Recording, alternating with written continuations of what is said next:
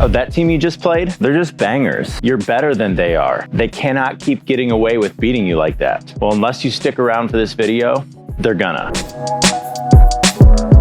So a common narrative that I hear all the time is that bangers are playing pickleball the wrong way. Playing fast, especially for a newer player, can be one of the easiest strategies to have immediate success. So can you really blame them? The reality is that if you're losing to a banger, it's not because they're playing the wrong way, it's because we're allowing it to happen. So here's what we're gonna go over in this video.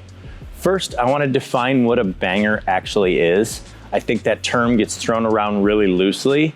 And so I want to kind of nail down what exactly it means when we're talking about a banger. Next, I want to look at what I think is the #1 myth of how to beat a banger. I hear it all the time, and I think it's the totally wrong way to go about it. So we're going to address that. And then last, I'm going to give you 3 best tools that you need to have in your arsenal to be able to beat a banger or any hard-hitting player. Hey guys, I want to take a quick second and ask a huge favor of you. If you're not already, please subscribe to the channel.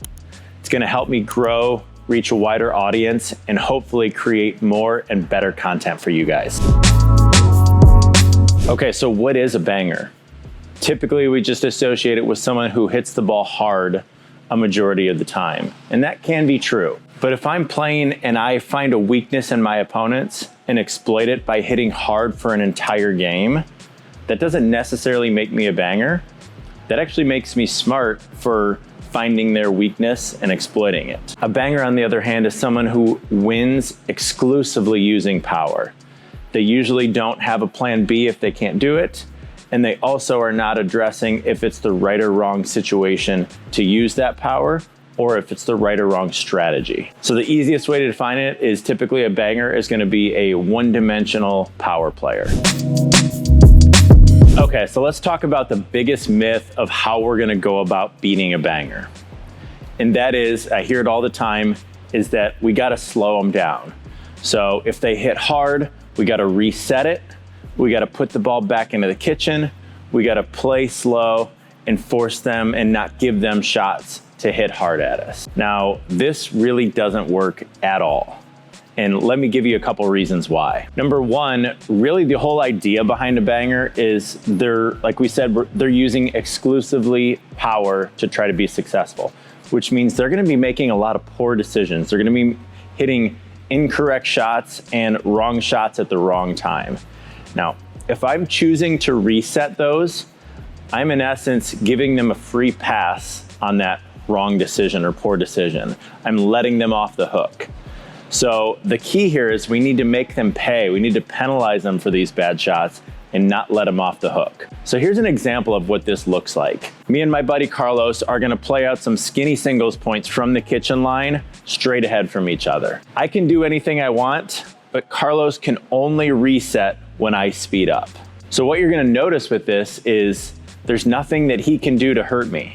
If I speed up at him and I hit a poor shot, he's just gonna reset it, let me off the hook, and then guess what? I'm gonna do it again in another ball or two.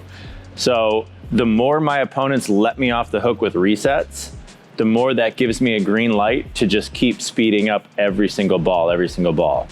So this concept that resetting is the answer and putting the ball back in the kitchen is the answer is actually the opposite, because you're just feeding the beast. You're just giving that power player or that banger more ammo to just keep coming at you over and over again. So I want to thank Selkirk for being a sponsor of the video. I recently just switched to this new Vanguard control, and this paddle is amazing. Legitimately one of the best paddles I've ever played with. I love it. It's got great spin, it's got good power, it's got good feel and touch up at the kitchen line. If you want to check out any Selkirk gear for yourself, make sure you use code ADV-Cincola at checkout and you will get a free gift card with your purchase. So now we're gonna dive into the 3 tools that we're gonna need in our arsenal to put an end to this once and for all. And those 3 tools are this.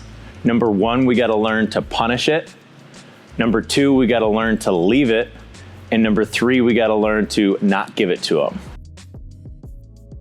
If that banger opponent of yours sees you flinching, resetting, looking passive, stepping back, falling backwards, looking scared, those are all things that are just feeding the beast, and they're just gonna keep coming, keep bringing power. But if we can hold our ground, stay relaxed, keep compact swings, take their shots and send them back with authority and send them back with confidence, it's only gonna take a couple times of that before our opponents start to realize that things are not going according to plan.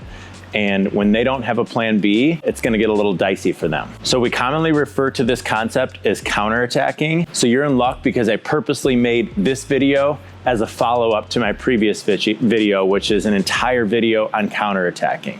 So you have to go watch that because that's gonna give you everything you need to know to learn how to counterattack and send those balls back at your opponents with authority.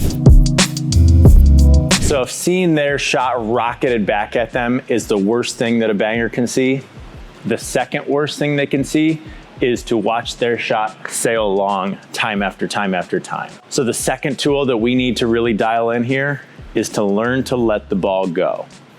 And this can obviously be easier said than done because our decision-making time is short, the ball's coming very fast, and it can be a very difficult skill to learn to let the ball go. So here's my little trick, or here's how I go about it personally. The key to learning to leave out balls is not to wait until the ball is hit and then react and decide whether or not it's gonna stay in or out, but it's actually to start to make up your mind based on the situation before the ball is even struck, okay? So we have a lot of criteria that we're gonna look at, and I'll try to weigh really quickly and decide what are the chances or what are the odds that this person could keep this shot in, okay? So here's what those things are. We're gonna look at ball height, we're gonna look at ball positioning in the court, we're gonna look at my opponent's backswing, we're gonna look at my opponent's forward momentum, and we're gonna look at my opponent's history, like do they like to hit the ball hard 90% of the time?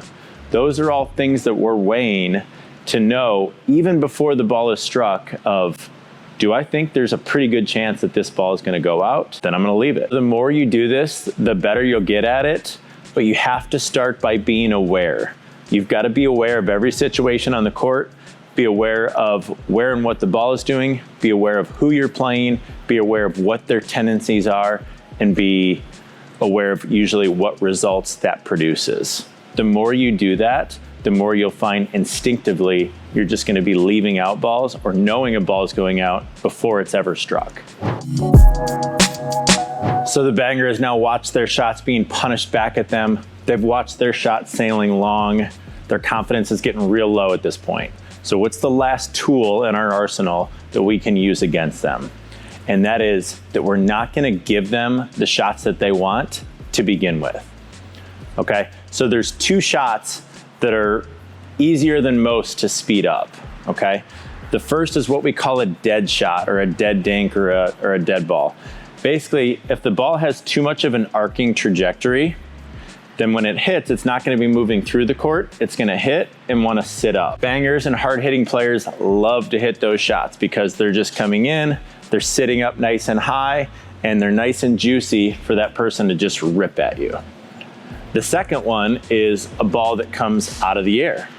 So if you give the person a ball out of the air, especially a ball that's probably above knee height, that's gonna be another one that just instincts kick in and they're gonna hit the ball hard, okay? So our goal is gonna be two things. Number one, if we give our opponents a ball out of the air, we're gonna try to make sure that they're hitting anything out of the air always below their knees. They'll probably still wanna speed that up, but it's gonna be a lot harder for them to make that shot. So their success rate is gonna go down drastically. Number two is, as much as possible, we're gonna try to avoid dead shots. So we're gonna try to get away from hitting those shots that are too loopy when we don't have to, and try to keep the ball flying on kind of a flatter trajectory. Because if my opponent is having to do nothing but half volleys, pick the ball up off their feet, hit balls low out of the air, and they don't have a lot of time to let that ball sit up, then it's gonna be hard for them to create power to begin with. And when they do, they're gonna be poor shots that we can either punish or we can let go. Okay, so now it's your turn. grab your screenshot, hit the courts, and show those bangers that they've got nothing on you.